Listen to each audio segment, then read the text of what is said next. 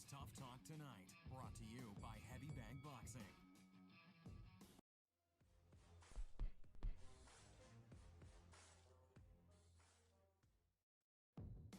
This is the show that has hosted everyone from Sugar Ray Leonard to Keith One-Time Thurman. This is Tough Talk Tonight, brought to you by Heavy Bag Boxing.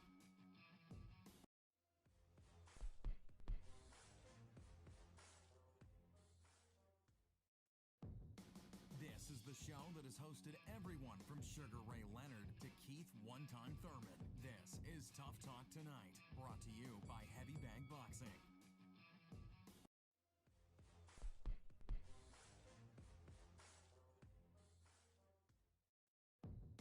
This is the show that has hosted everyone from Sugar Ray Leonard to Keith One-Time Thurman. This is Tough Talk Tonight, brought to you by Heavy Bag Boxing.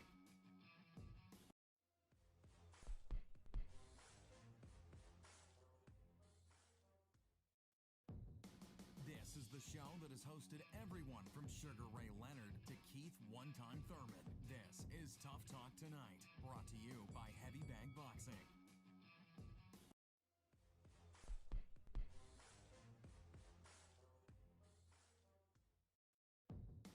This is the show that has hosted everyone from Sugar Ray Leonard to Keith One-Time Thurman. This is Tough Talk Tonight, brought to you by Heavy Bag Boxing.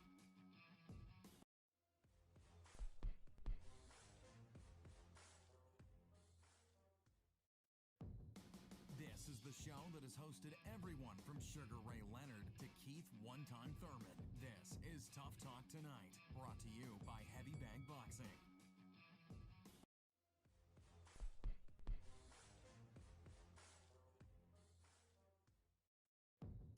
This is the show that has hosted everyone from Sugar Ray Leonard to Keith One-Time Thurman. This is Tough Talk Tonight, brought to you by Heavy Bag Boxing.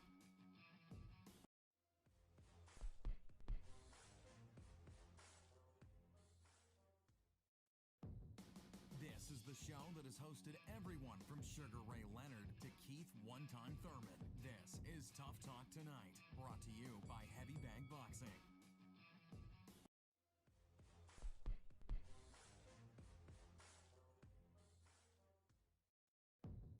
This is the show that has hosted everyone from Sugar Ray Leonard to Keith One-Time Thurman. This is Tough Talk Tonight, brought to you by Heavy Bag Boxing.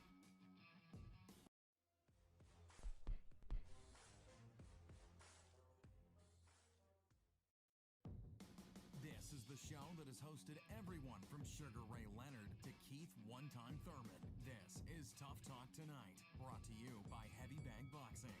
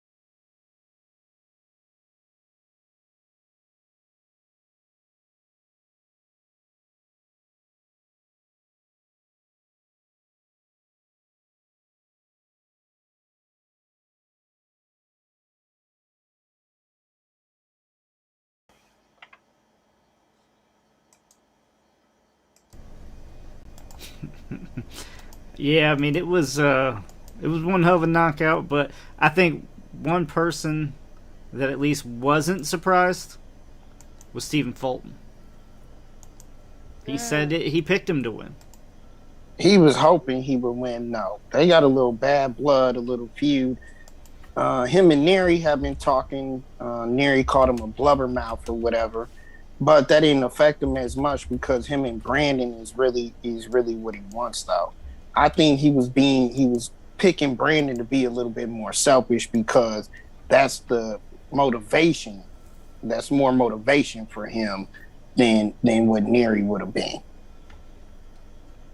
For sure. So what's next for Figueroa, guys? Where you want to see him next? Just to piggyback off that a minute too is one key thing that he said in his interview with Brian Custer, Fulton did, was just he really didn't think that Nery should be in that weight division.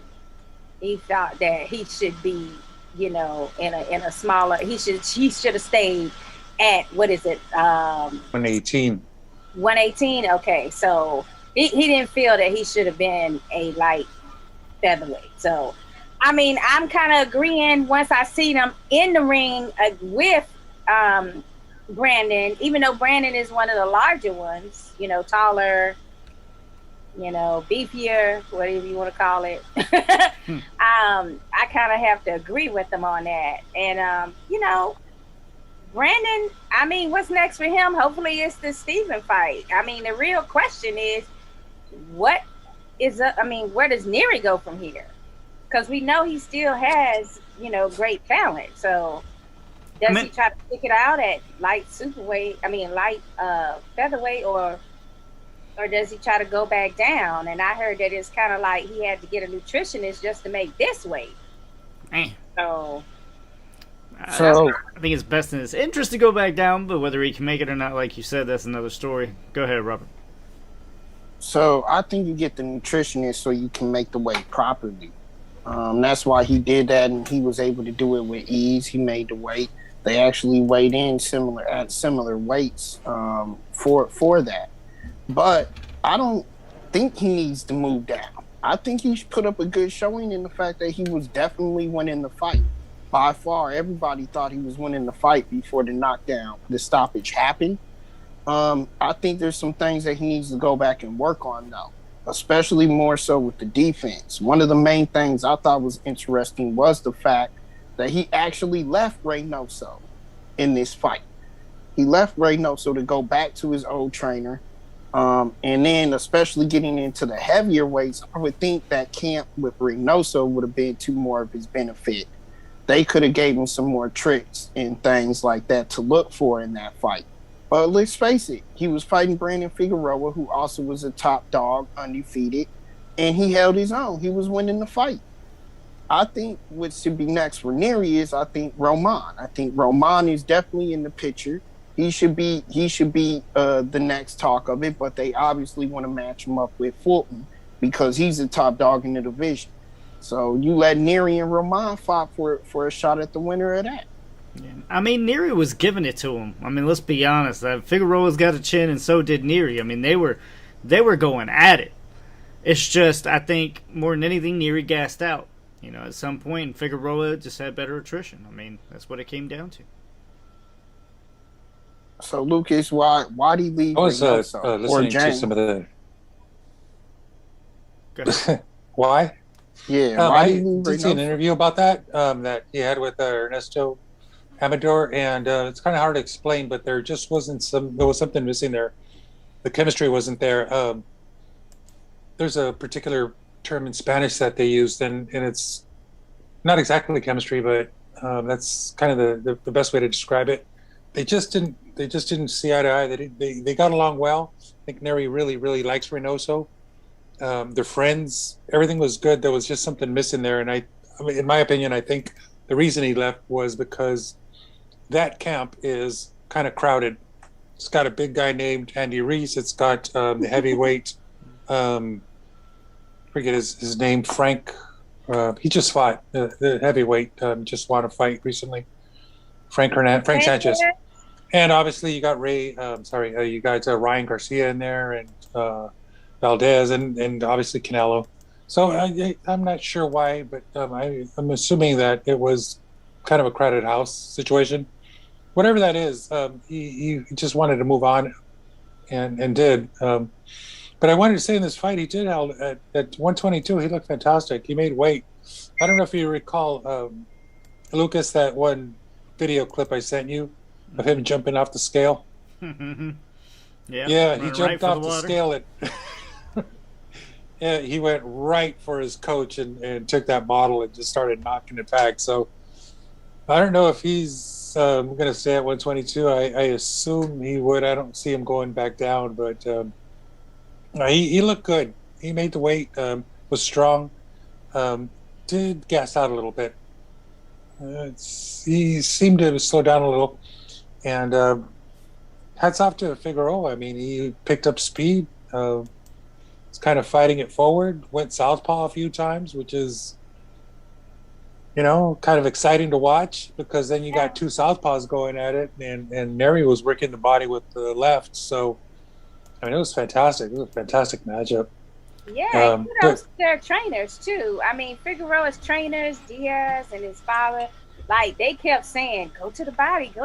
Like, they saw that as a weakness on him. And that was their instruction. So, I mean, there's a lot of great trainers out here, not just the Reynosas. Reynosa is amazing, but, sometimes you just don't have that spiritual energy between, your trainer that you should have. And then you don't want to feel like you're an afterthought in a camp full of, like, world champions and stars. So I could see him wanting to, feel that old energy he had. But he definitely needs to watch out for falling into, lackadaisical patterns as far as training is concerned. Because he doesn't, that whole stamina issue you guys are talking about. Some of that comes when you're with a coach for so many years, and you're used to them, and they're used to you, and you kind of like get too comfortable sometimes, and you need somebody to really bust your ass. Yeah, he's missed weight a few times against Shinsuke Yamanaka in Japan, and but great fighter, great all around good fighter. So how are we liking Figueroa's chances against Fulton? Should the fight be made? No, that's made. I mean, I think that's cast in stone. Yeah, there's a date.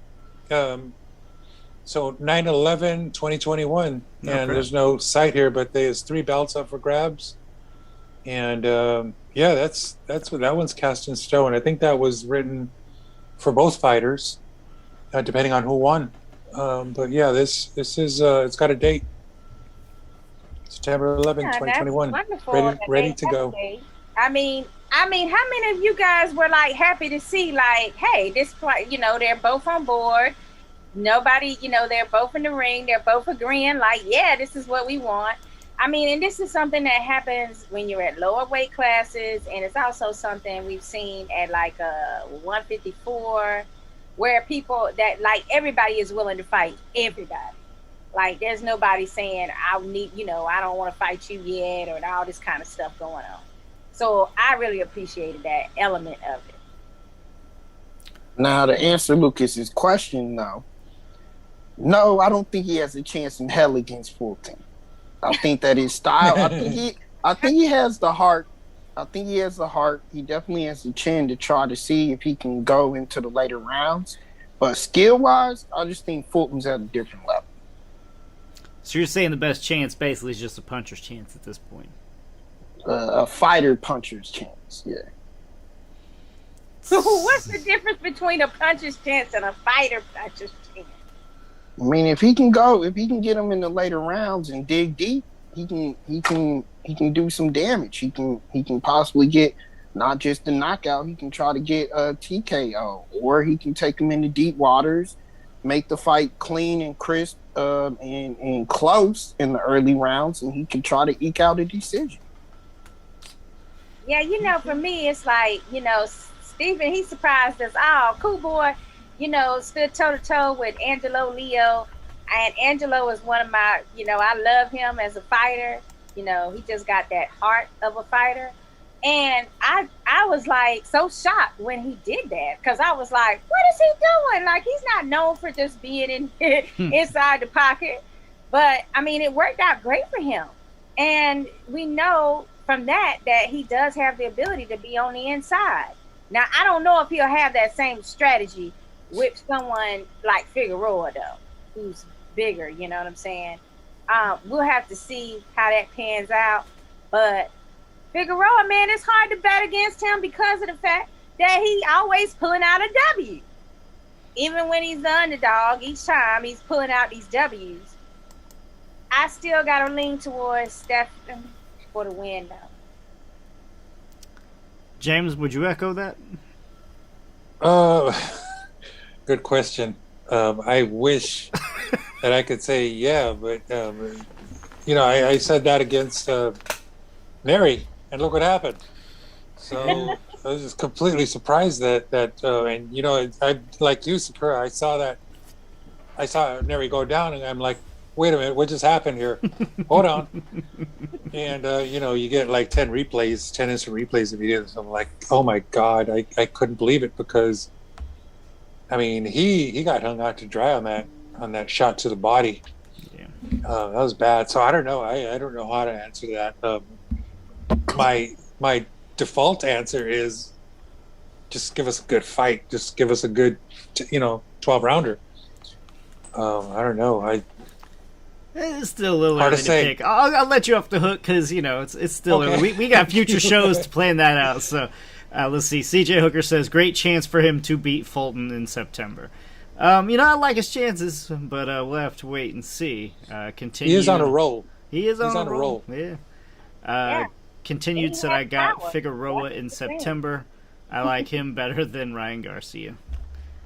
I think lately Ryan Garcia, either you kind of love him or you hate him. It's really not in between with that guy.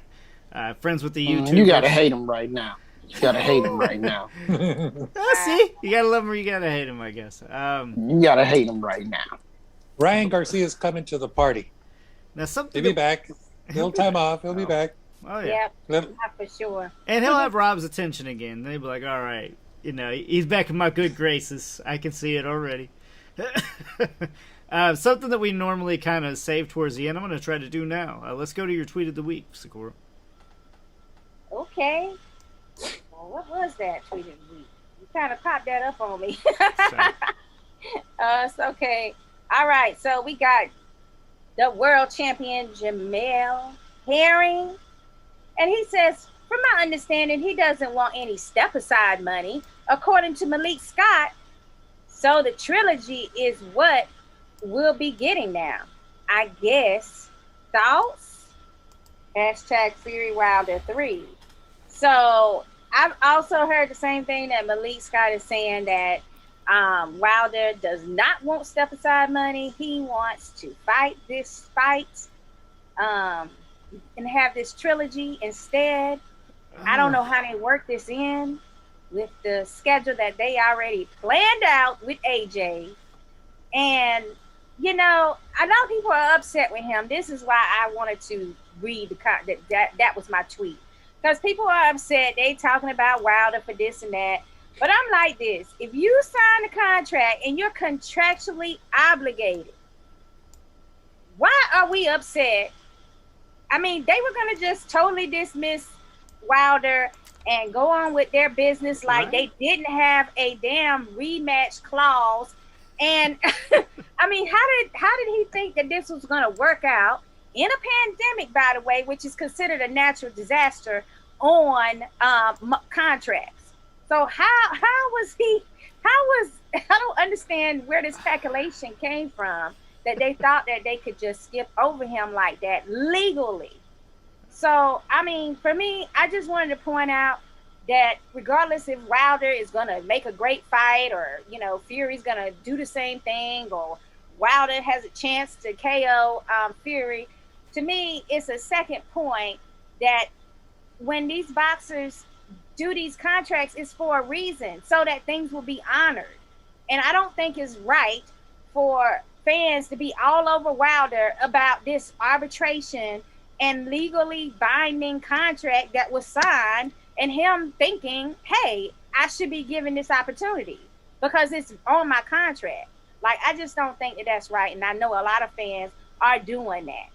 You know, hating. Well, what the Fury camp is saying is that there's an expiration on that clause, and it expired. I mean, you know, since the last fight up until now, there was ample opportunity to make that fight. They never did. Obviously, they didn't make it through because of COVID, and they obviously want a live audience there, live gate, as they say.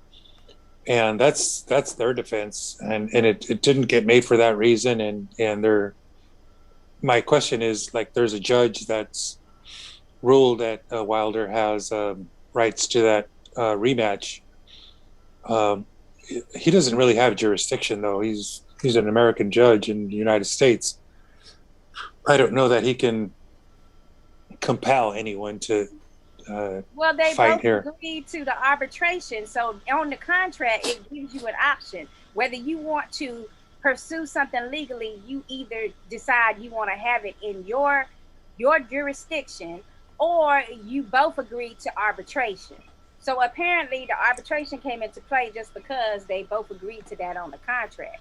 But what I was saying is that since it's considered a pandemic, it's considered a natural disaster, I didn't see a way forward for them to be able to, you know, basically be like, oh, you know, he didn't meet the deadline, because nobody was meeting their deadlines last year. Hello. I mean, there was nothing going on. My point is, fans shouldn't be all hating on Wilder because of this contract dispute and it being settled like in this fashion. That's just not right. If both people sign a contract and they know what the terms are, you can't get mad when somebody expects for that was written down to be followed. Yeah. Well, right now they're looking for a different opponent for Anthony Joshua, and it looks like it's going to be Alexander Usyk. And I guess he has a shot at Joshua, and that's if the Wilder and Fury fight gets made, and I think it will. I think the Joshua Fury thing fell apart completely now. Who knows? Sounds like it. Let's see. We got some comments. Well, I read an article that Ed Hearn has put out, and he sounds like he's really backing out of that deal. He said we got a plan A, a plan B, and a plan C. Right. That's what I meant. Exactly. Any big promoter would have those backups when they knew something like this was looming. Yeah, no, he's always talking very confident about what he's doing and giving updates and everything. And right now with that, you know, you hear the plan A and plan B that you mentioned. It seems like he's come to terms with that fact. I mean, yeah, sometimes you have to have that. You know, with Crawford's career right now, we feel like we don't see a plan B or a plan C. Sometimes you got to have some other game plans here. Let's see. Wait a minute, who's Crawford? We're talking. You talking about Terrence Crawford? Yeah. Oh, okay. I was just wondering. Let's see. Dale People says the schedule with AJ was a smokescreen. Fury, no, he didn't have an argument. When he was in arbitration, they need to be mad at Fury for misleading the public. You know, it's hard to disagree with that comment, especially when you have something solid. I mean, they already made it sound like this thing was set, and, you know, here we are. It was in arbitration, and, you know, he won. So I think it could be best for everybody. I mean, truthfully, I do want to see an ending to this. So if nothing else, for me, it's that cap, you know, the icing on top of the cake. You get to finally see who is the winner. A lot of people think that Wilder got knocked out in the first fight. So as far as the public's mind, I think it's 1-1. Now, some of the other boxing fans are going to disagree, but, you know, for a lot of people, 1-1. Well, I totally agree with you. I feel like it's 1-1 with Fury being KO'd. I think Rob also. James, I'm not sure on you, though. Heavyweights, man. Well, yeah. It's all right, whatever. What I want to turn the attention over on is the real issue at hand, and that's the fact that this is a possibility that in 2 years we haven't seen either one of these two heavyweights fight. And that, to me, is the bigger issue. All politics and BS aside, fight somebody. It's about to be 2 years. We haven't seen two of the best heavyweights in the world fight. And this is why the heavyweight division has had a black eye this whole time. I feel like we finally get the heavyweights on board, and then now this shit happens. But at least they're still fighting the best. You got to give it to Wilder. I mean, coming right back out into this fight, maybe not even be the smartest move. You know, he can definitely force the third fight to happen without doing this immediate rematch. It may actually be worse of a career move for me, but go ahead, what were you saying? The problem is he's not getting it solid and put on paper. It might not even happen. That's my problem with this. So all you're doing is putting up a smoke screen like you want to fight the guy, and it's still and the fight still has to be made. I mean, well, for me, I think the main issue when you say both of them haven't fought is, you know, it's hard for the heavyweights, especially at that elite level, to have gotten paid what they wanted to get paid without the crowd, without the audience. So that is what really deterred and set things off the rails back in 2020, COVID year. So I think that was the main issue, is that there wasn't enough money to go around for everybody. And remember, when they fought, it was 2 actual networks involved too. So it was, you know, it's just a situation where it's too many mouths to be fed without even having a crowd being present. yeah. So what are you saying? These two got too much money that they don't have to sit here and fight nobody? Because AJ did. AJ fought somebody. Was trying to get his titles back from Ramirez, and they had to go all the way to Saudi Arabia to make that happen, if you recall. Mm-hmm. Now, if you want to go to Saudi Arabia... He just had a fight, Shakur. He just had a fight this past year. Well, he did that after COVID, though. That wasn't like in the midst of the whole year when everything was shut down. My point is this. If you wanted to have somebody like, you know... If you wanted to have someone like a Fury and a Wilder fight, and they both got 2 different promotional companies and they both got 2 different networks that they deal with, that's a lot of money that's got to be spread around. And the only people that make that kind of money like that and has pulled it off prior to Wilder Fury was Mayweather and Pacquiao. So we know this is not something that happens every day. So there was no way that was going to be able to be made last year. It just wasn't. Yeah. Interpromotional deals are pretty hard to make. But I think you still not answering my point or my question, because even with that analogy with Mayweather Pacquiao, they fought fights in between. So I don't care about the money. During a COVID year, though. Shakura, there is fighters who took the risk, yes. But there are fighters who come back and fought since then. AJ being one of them. And you got to take your hat off to him for doing that.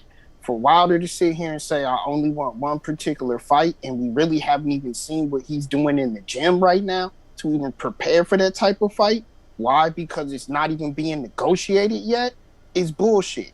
For Fury not to step in the ring at all because he wants a certain type of fight with AJ or with Wilder with these top names is bullshit. You got to be active in this sport, because what's going to happen is we're going to see 2 rusty old fighters, 2 rusty heavyweights at that, step in the ring for a big-time promotional pay-per-view event, and neither one of them are going to show up. Well, let's hold on here, because you're still got to be in the mind of Wilder, right? Okay, so you had a rematch clause. You're not able to get that fight.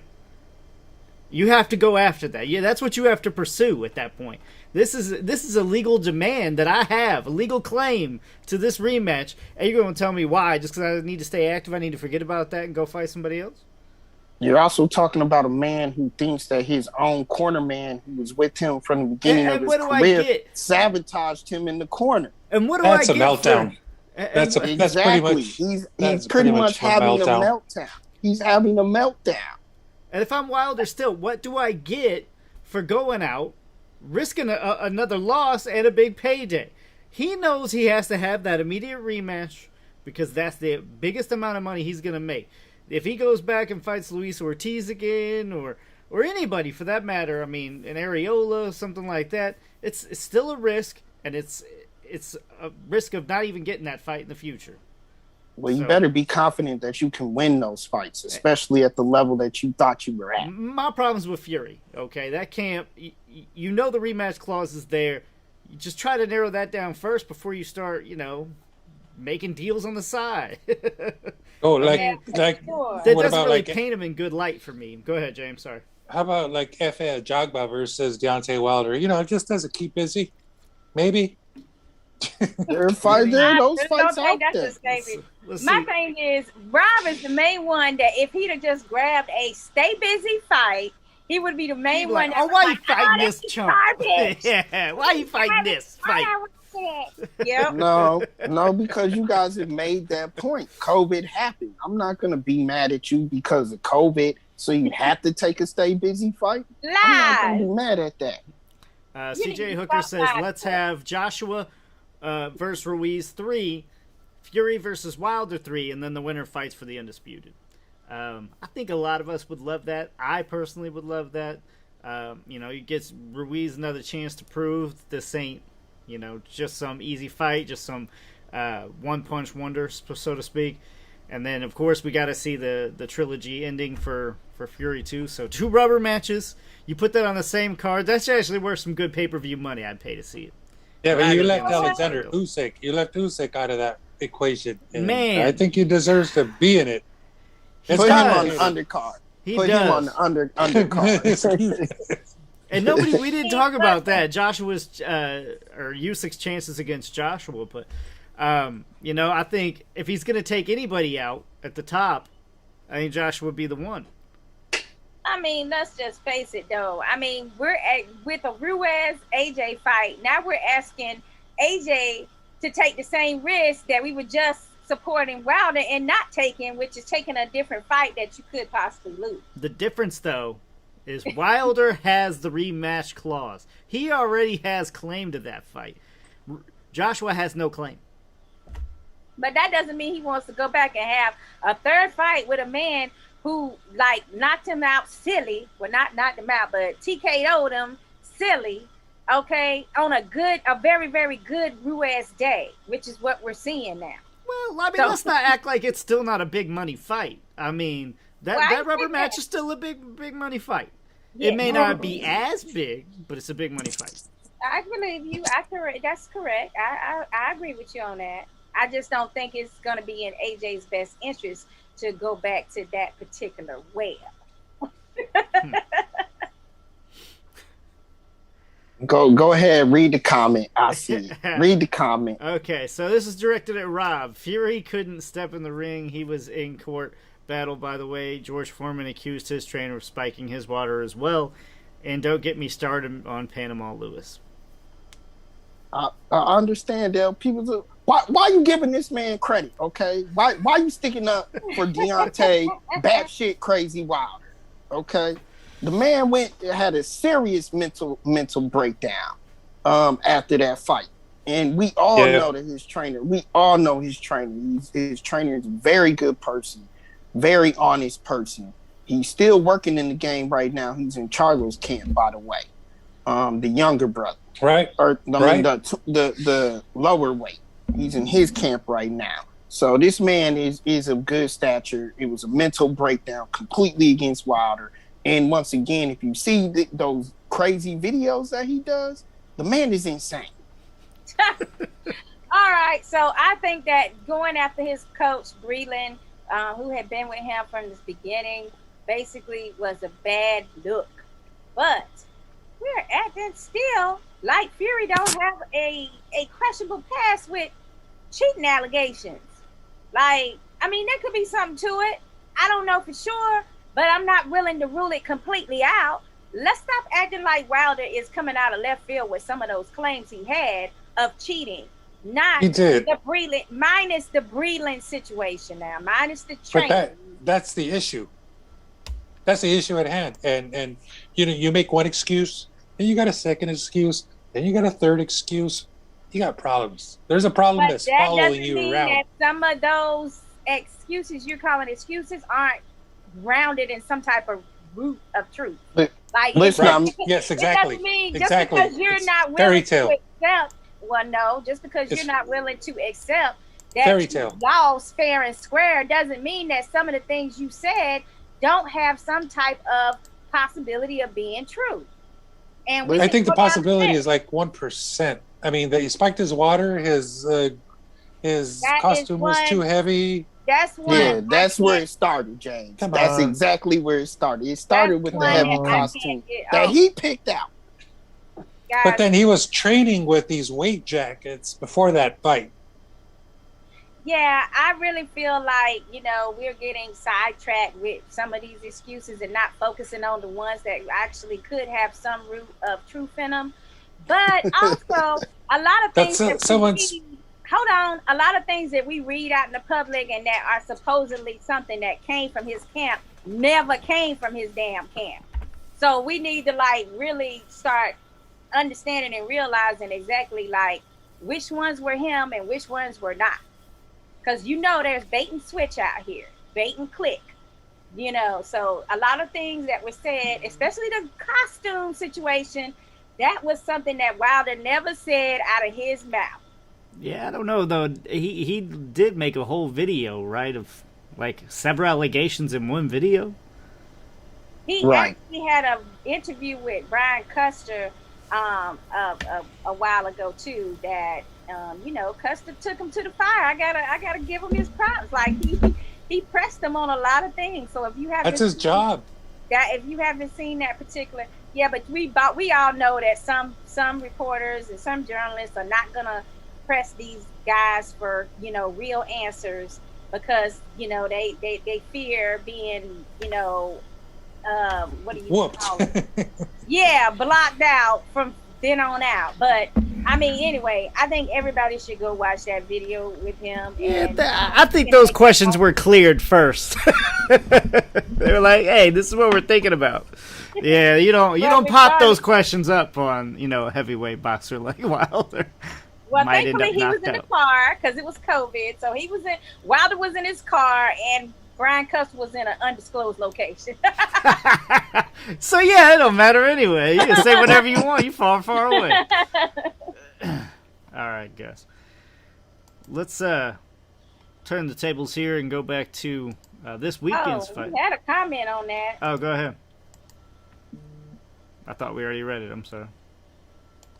No, you're right. We did. Oh, wait, no. Listen, Rob, we don't know how many fights did Margarito have with loaded gloves and didn't get caught until Nazim Richardson caught him. Could it have happened? Yes. Will we ever know? No, we won't never know.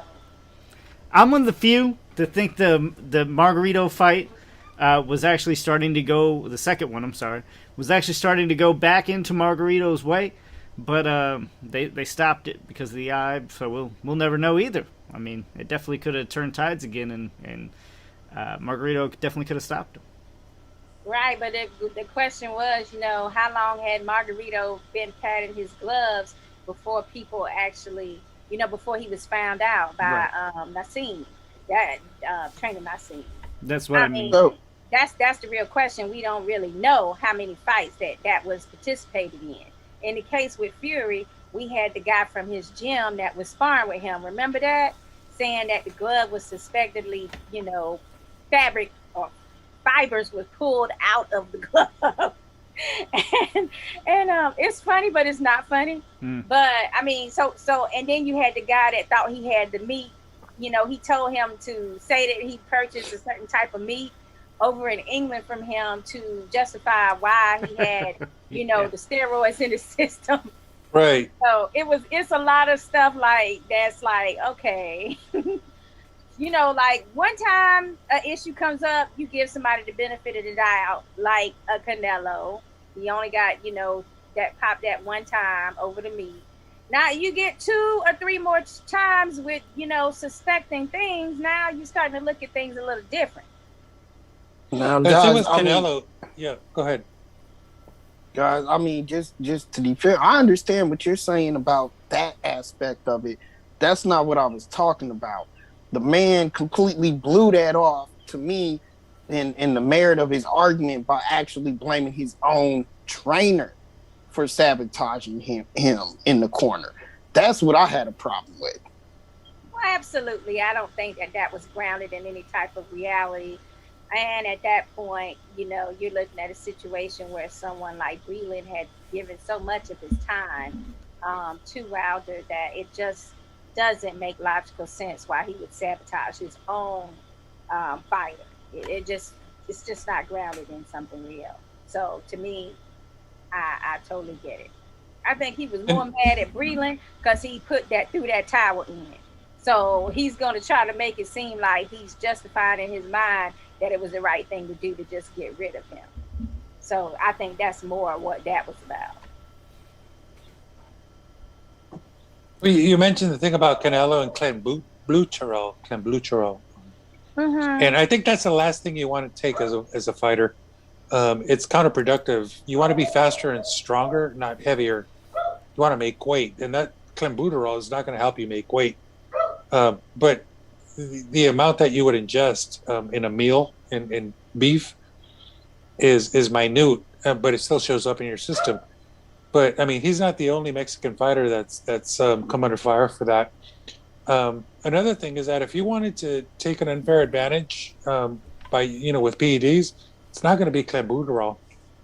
There's a lot of exotic drugs out there that fighters could use that are very hard to detect. Kyrian has a article on that, so we can always reference that. Go to heavybagboxing.com and check it out. He wrote a whole thing about Clenbuterol, but yeah, I don't know. I mean, can we say for sure he's injecting it versus eating it? No, but at the same point, this is Canelo. This isn't somebody that has to, get their beef from the local market. This is somebody that can get, whatever they want to eat whenever they want it. You know what? I'm fortunate. I'm the same way. I can eat the best beef and seafood and everything. It's the business I'm in. But I do eat street food. And if I went and got tested right now, I'd probably be Clenbuterol positive. Well, maybe not in the United States, but if I was across the border, most likely. And I go to Tijuana every now and then, and love me some street food. What kind of street food? What's your favorite street food? Just tacos, and kind of thing. Okay. So I mean, but it's all Mexican beef, and they got issues down there. So, I mean, getting back to the Clenbuterol thing, it's not what you need as a fighter. It's not what you're going to take. If you're going to take something, there's a lot of things out there that are kind of exotic and very hard to detect. So I'm just saying, Clenbuterol is not something you want in your system. Not at all. It just seems that now became the drug that you can get a waiver for because it happened to Canelo. But what about all the other fighters before him that some of them might have tested positive for that and were not given their chance to fight? Like, I just hate the politics of it, where why does it take this big fighter for it to happen to them if it's no big deal and it's nothing to it as far as giving you an unfair advantage? Why does it take this, superstar in Canelo for it to happen to before they want to change things? I just don't think that's right. Well, it's definitely not right, but the simple answer is money. You get this poor guy who's, coming up, trying to build his name. He gets caught, they're just going to be like, oh, you're in trouble, because, he don't really bring money. Canelo brings money to the state of Nevada, to Las Vegas, to wherever he appears to have a fight, We forget that they let Floyd Mayweather out of jail for a fight. I mean, postponed it anyway. This is what it is. It's money. It all comes down to it. It's sad, but it's true. And yeah, you're right. He shouldn't be allowed. They shouldn't be making specific rules for Canelo. Oh, well, now since Canelo tests positive, now we're going to allow a certain amount to show up. No, but he's been clean. Canelo's been clean. I mean, he's been passed all clean, his tests. but have we had tests? Did we even have tests in his last fight? Because I don't read them anything like, oh, well, he's tested.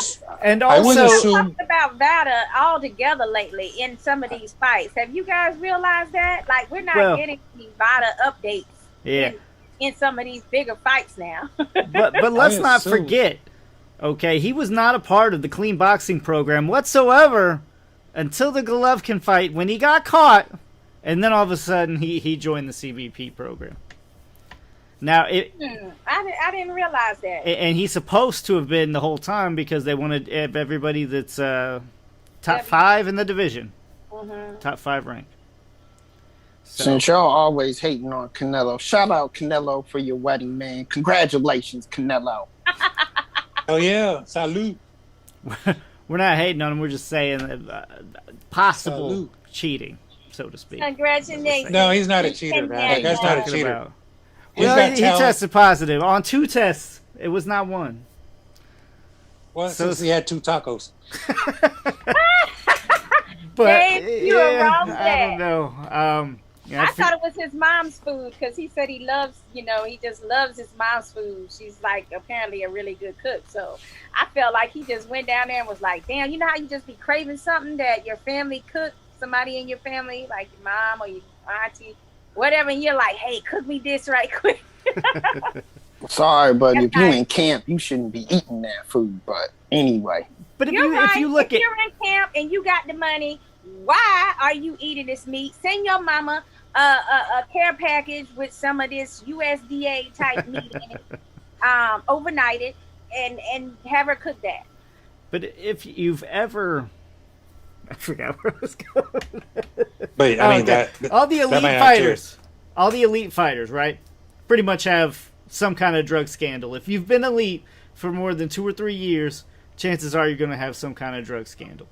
From Floyd Mayweather to Canelo and Pacquiao both, I mean, they've all had, their drug scandal. It is going to happen. I mean, you look at Mosley, you look at whoever. I mean, anybody that stays at the top has a drug scandal. So are we saying that there's basically just everybody's cheating? Should we accept that? I thought that Syrian had came to that conclusion. He was like, basically, everybody's doing. Yeah, I mean, it feels like that's what it is. I'm just want to be in denial that everybody is doing it because I really feel like it's an unfair advantage and you can actually hurt someone, severely if you are abusing certain drugs. Sadly, so, it's kind of only... Yeah, so I really don't want to accept the fact that everybody's doing it. I don't want to go there. I don't think our culture needs to go there either. I would rather not be there, but... I mean, Oscar was full of cocaine and alcohol, but anyway. Hey, in the state of Florida now, you can be a boxer and you could have marijuana in your system now, guys. And apparently it's VADA and it's some other organization. I forgot one of the sanctioning bodies that also agree on that. No, but as long as you are not high the night of your fight. Okay. Don't ask me how they know if you high or not. I don't know. Breathe on me, I guess. Mike Tyson was smoking in the locker room. They tell you stupid jokes, and if you laugh at the stupid jokes, you high. You can't compete tonight. Oh, that's the test. Dale says, didn't Foreman blame his trainer when he lost to Ali? I'm not recalling that, honestly. I think it was. Not me. I think it was the Thriller in Manila when he had issues with the trainer. Yeah, you're talking about the Rumble in the Jungle, man. Or the Rumble in sorry, the Rumble in the Jungle when he had all them issues. But he had a lot of issues at camp. He had issues with the promoter. He was sick too. Like, didn't they? He might have for like poison him or something, food poisoning. I don't even remember. It was something. He was like sick. that. I remember that. But I mean, I'm 37. That was like before my time, so I didn't watch the news afterwards. Yeah, I just watched that on replay. Okay, that's all I know.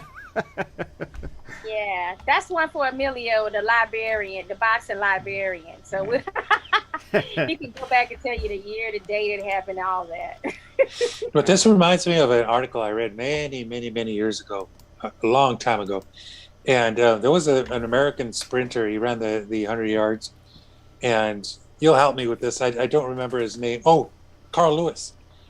And the article read that, Carl Lewis had lost a race. And I think it was to a Canadian named Ben Johnson, maybe. Does that sound right? Was it Coleman? So, I think his last name was Johnson. Anyway, what the writer alluded to was that anyone in that field of 8 or 9 runners would have tested positive. But they went after this guy because he had beat the American. And he did.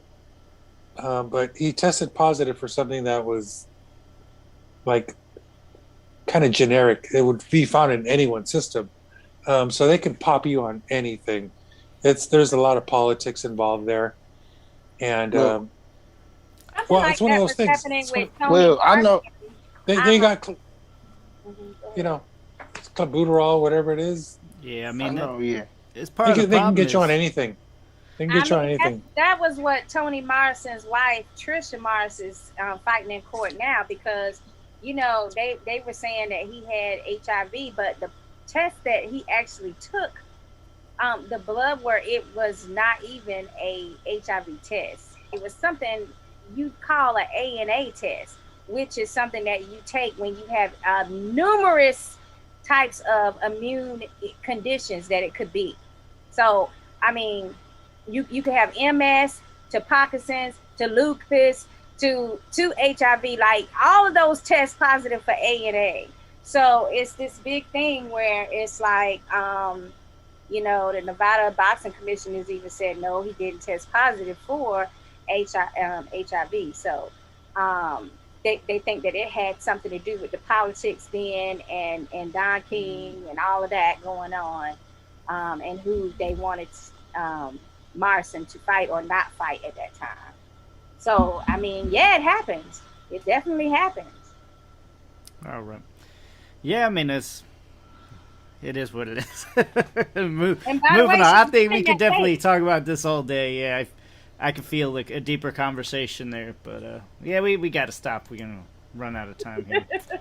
All right. Shout out to Trish for pursuing what she feels is the truth. And she wanting her husband's name not tarnished with that. And everybody's saying that she was crazy. When come to find out, the U.S. federal court system is proving that she was not. Yep. All right. This weekend here we got Elvis Rodriguez versus Kenneth Sims Jr., local Chicago fighter that I know. I'm pretty excited for that one. Then we got Jose Cepeda versus Hank Lundy. That should be a very entertaining fight.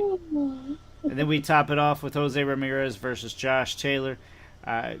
Guys, I think the other two fights are going to be good, but let's talk about the main event, and I want to get your guys' predictions here. Jose Ramirez for Josh Taylor. I think you gave up last time on Josh Taylor, didn't you, Rob? And are you going to continue on giving up on him and pick Jose Ramirez this weekend? Jose Ramirez is my dude. I've been singing his praises for a long time now. I'll even go as far as one point in saying he was a pound-for-pound fighter in my book. He very well could be. Unfortunately, his promotional company didn't do him right. They didn't get him the big fights like he wanted to at the right time that he should have deserved it. Biggest fight that he's had really has been the Jesse Hart fight. So I think that this time around he's a free agent. He's a free man. He's been able to. Sorry to interrupt. You said Jesse Hart. Did you mean Maurice Hooker? Yeah. Thank you. Thank you, James. Hart's a little bit up there. Thank you, James. Wait, did I miss something? That's why I was trying. I knew I was gonna mess it up. The Maurice Hooker. Don't worry about it, man. The Maurice Hooker fight was his biggest fight, but pretty much Ramirez has been my dude, and I think that you're right. There's something about Josh Taylor. There's something about him, and it might be one of those Lomachenko factors. I don't know, Lucas, but there's something about Taylor that I just don't like, and I just can't pick him yet. And I hope, I swear to God, I hope I'm proven right this time. I'm going with Ramirez in this fight. I think he does enough to pull it off. He's my dude. I like him a lot. Don't prove me wrong. Please don't prove me wrong. James? It's a tough one. Taylor did beat Regis Prograis in that WBSS, the Super Series thing. There was no controversy there. He beat him fair and square, and you guys know what a killer Regis Prograis is. I'd like to get his take on this fight too. That could be kind of interesting. I'm thinking somebody's going to get knocked out, and it ain't going to be Ramirez. How's that? There's my take. Thank you. Yes. Thank you. Oh my Thank God. Ramirez is going to fuck him up. Thank And you. it's in Las Vegas. It's in Las Vegas. And Taylor is a Scot. Oh, okay. My girlfriend's a Scot. You are in for it for real tonight. You might have to sleep on the couch with that. Oh, well, it's just another day on the couch. It's, I'm glad they made this fight. This is one of those key matchups that could be fight of the year. All the belts up for grabs. We don't see this a lot. I think the next time it's coming up is July 17 with Jermell Charlo, little Jermell, or Jermell Charlo, Man. fighting Brian Castaño from Argentina. So it's very rare to see these unifications. I mean, you saw what happened with Fury and Joshua. This thing just fell apart. It's hot time. 3-4 days away from us now. I cannot wait for this. 100% Jose Ramirez. He's going to come away. He'll be the first to hold those 4 belts in that division, and I can't wait. Wow. And I know, Sakura, you're a Jose Ramirez fan too.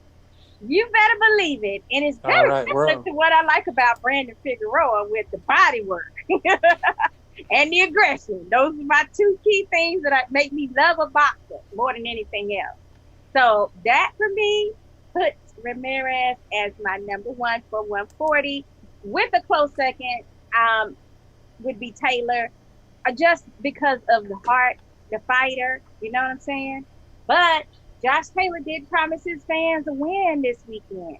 So he's coming to win. He's coming to the States. He's coming to Vegas to win. So I'm expecting this to be a really competitive fight. But I got to go with my man Ramirez because I don't think he's been hit with that type of body work before. When I say he hasn't, I'm thinking of Josh Taylor. Now, some people did debate whether the Josh Taylor and Prograis fight was closer than the judges said it was, but they all thought that Josh Taylor did enough to win. But if you can get through a Prograis fight, to me, like, you're one of the toughest in the division, no doubt. So I don't think that it's going to be a picnic for Ramirez either until he can wear him down some. So I don't know what round, but I think it's going to take a minute for him to be able to, that pressure and that aggression to start,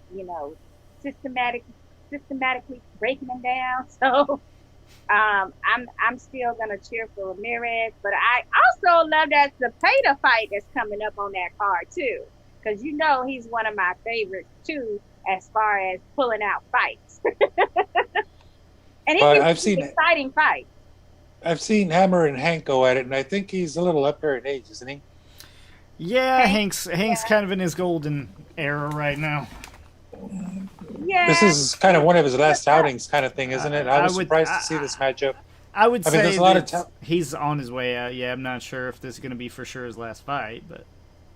Yes, but the action is there for the fight. The action is going to be there. They're fighting at 140, correct? Yeah, as far as I know. Okay, so I would think that they could find something better for Jose Chon Cepeda. I was hoping that... Stay busy fight. I don't know. I mean, his last fight was electrifying. Yeah. And I was when I heard it was Hammer and Hank, I'm like, great for Hank. Great for Hank Lundy. Hats off to you. He's still fighting. He's still going at it. That's all great. But I was hoping that there'd be another name in there, and it just didn't come through. That's all fine. Let's watch it, and hopefully it's a good fight. Like you said, that was a rough fight, though, James. That last fight he had was a rough fight. That was a dog fight. I feel like he should have this, I feel like he deserves to have this particular stay busy fight. Yeah, but it's a big stage, and I hate to see us stay busy in a big stage. Yeah. Lucas, you gonna let him talk about a boy card. like that? Talking about he's a stay busy fight? Yeah, because you guys had said that Defend his honor, Lucas. Look, Defend his honor. Hank Lundy is 31-8. He is a constant threat. He's always in shape. But I can see kind of, what they're saying in a certain aspect, certain light. But hey, people wrote Pascal off, but look at Pascal. He's a division champion now. Now he's getting a repeat fight with Badou Jack. So he keeps being able to reinvent himself, even though he thought he was on the end of his career like twice already now. I think I'm going to surprise you guys because I didn't even give my predictions. I think I'm going with Taylor. Uh-oh. I knew he would. He survived Baranchik. He got past Prograis. I think that's better fighters than maybe Ramirez has beat so far. I think I'm going to go with experience in this one. However, I do not see a knockout.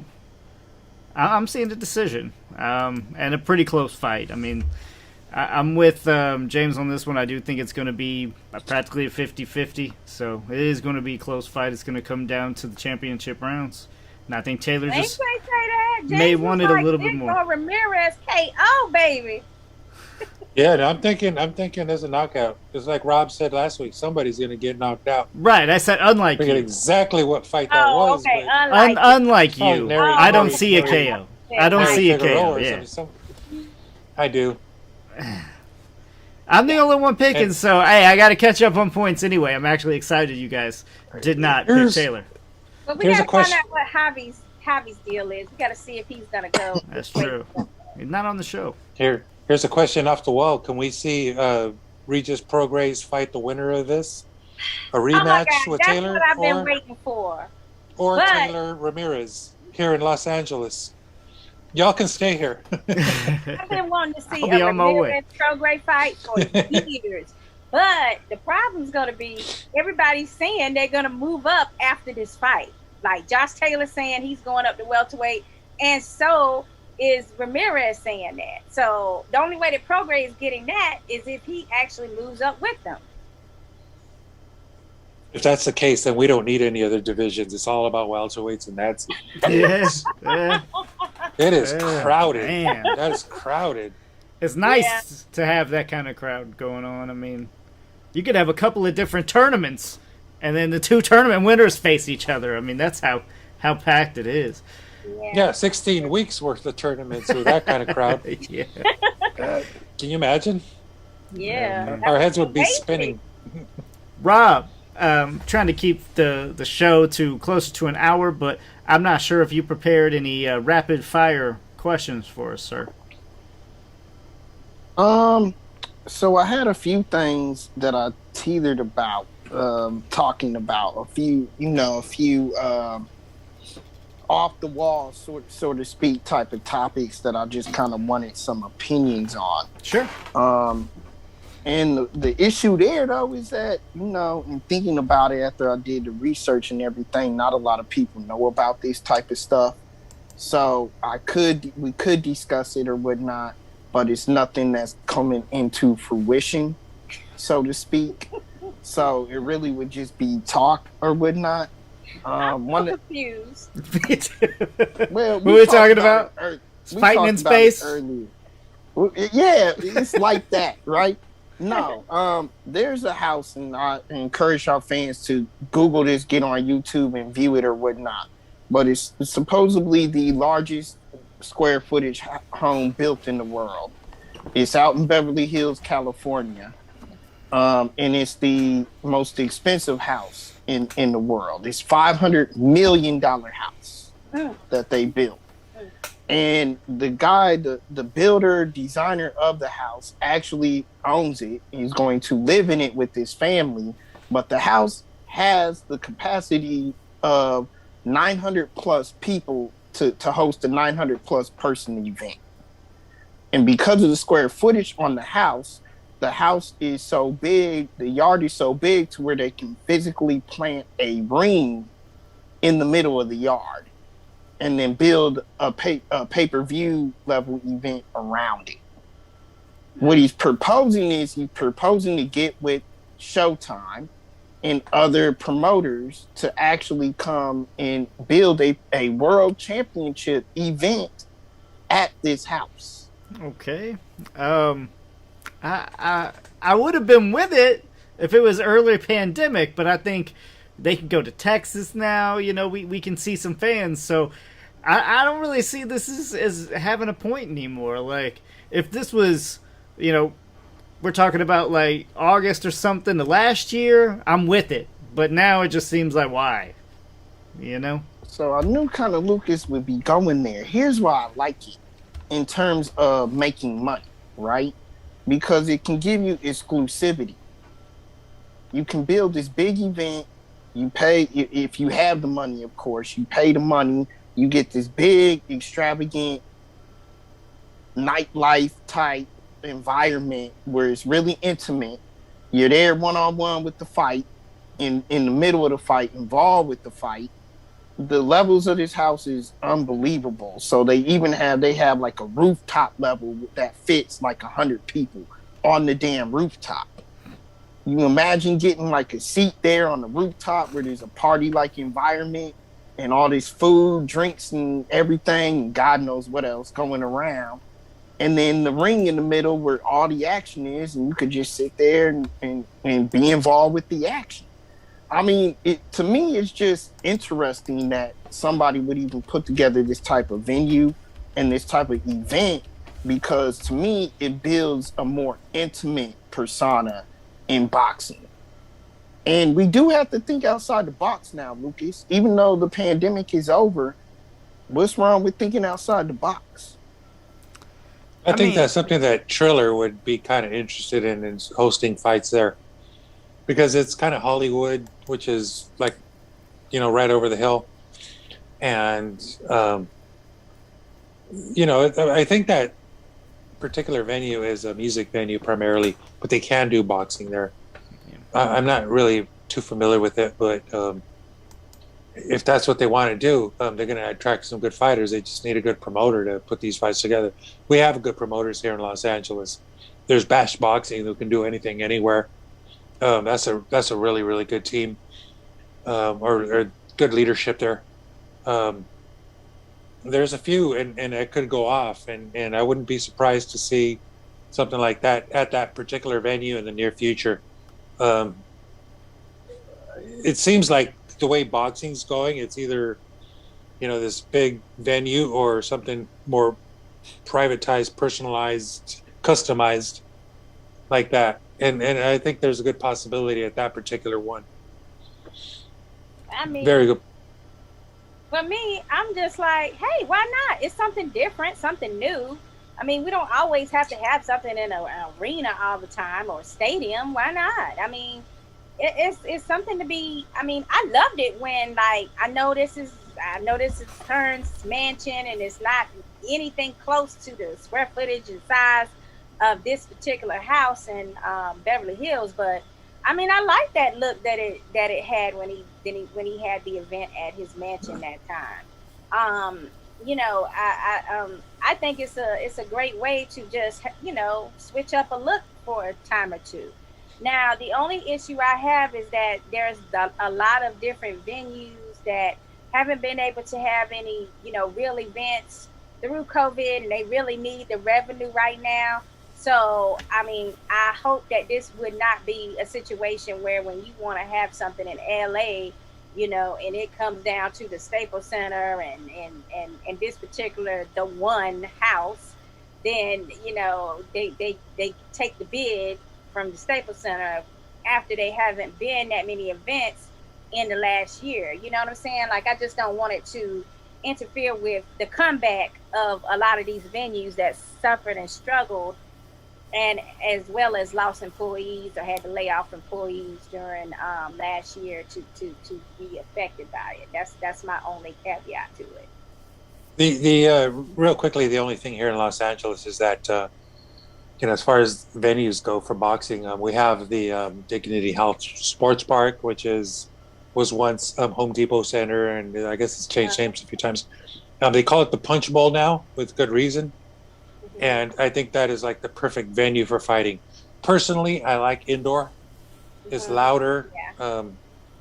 but this venue is loud. I mean, it gets up there.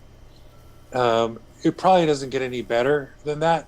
And as Lou Moret, our recent guest, alluded to a couple of weeks ago, was that the Olympic was just a place where it was just raucous. I mean, it was loud, shit flying everywhere.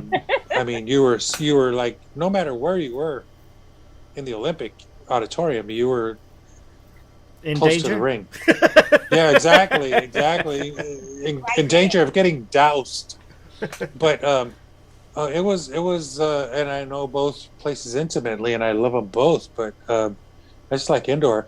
But as far as venues go here in SoCal, I mean, Dignity Health is just an amazing place.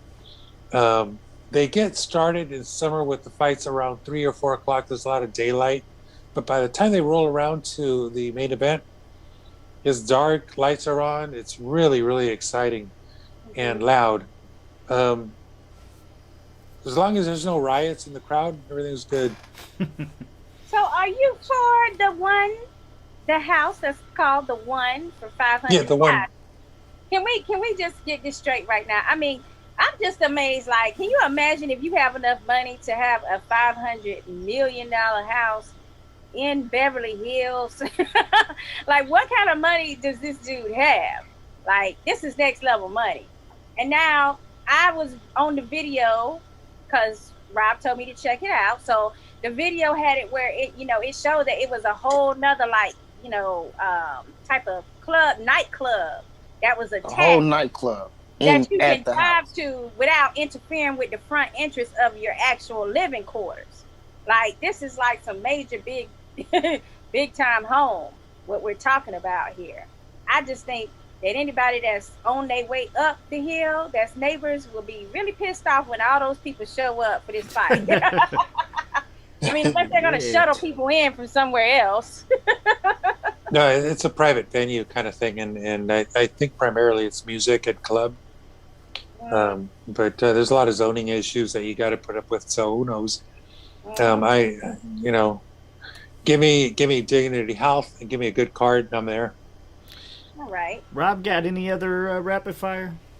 So last one that I want to talk about, we really haven't discussed this, and it could be a touchy subject to some, but I do feel I want to kind of get your opinions on it.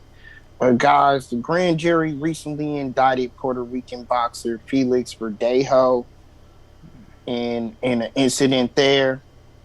We all heard this recently, guys. What went wrong with this young man? I mean, he was a rising star, took a few bumps on the way. He actually was on his way back up the ranks. It's a sad event that happened. But where do you think this kid went wrong? There's too many things to just say, well, this is the cause. You can't just pinpoint CTE and say, oh, well, he did all this and everything happened just because of that. There's a lot of people that have CTE, I think, that live with it every day. Don't necessarily go out and, murder people. So it's hard to say. I think it's more compounding some things. Have too. I think it's compounding things. Yeah. Well, it's not really funny, but what I wanted to say about the whole situation is sometimes in life you are seen as something you're favored. You're highly favored and you get spoiled. And, sometimes outside factors and environmental triggers do occur, like losses that you weren't expecting to lose, as well as motorcycle accidents, as well as you married into a family that's allegedly of criminal background. So, like, there's a lot of things that's in play. I wouldn't say that it's just one thing specifically, but I think together it's not a good mix. The only thing I can say about this case is that Sakura, you brought up a good point, and it was about the CTE. The problem with that is that it can only be detected post-mortem. Mm-hmm. Right. But he has been in boxing a long time. it's just sad all around. It's just sad that someone lost their baby, that he's lost his career and the rest of his life behind bars, and his folks and family and maybe kids, if he has any, will have to live with that. Most of all, that they're the family that lost their daughter, their baby. I mean, the actual young lady that passed away. When I say baby, that it's horrible. But I'm thinking that there could have very well been some damage to his cerebrum, and who knows? These things can't be proved in court, but with a very robust defense, hopefully he'll get a life sentence as opposed to a death sentence. And and I remember watching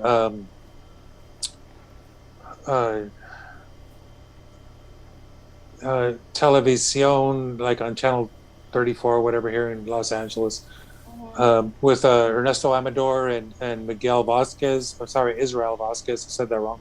Israel Vasquez. They were commenting, and we saw Verdejo fight several times on that show. It was the Friday night boxing.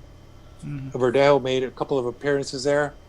Fabulous, fantastic, good speaker, warm, just gentle. You couldn't help but fall in love with the kid. And then we have this, and it's just devastating, and it's just horrible. And I don't know, man. I can't tell you how I feel. I just don't have the words for it. But what happened to him, we'll never know.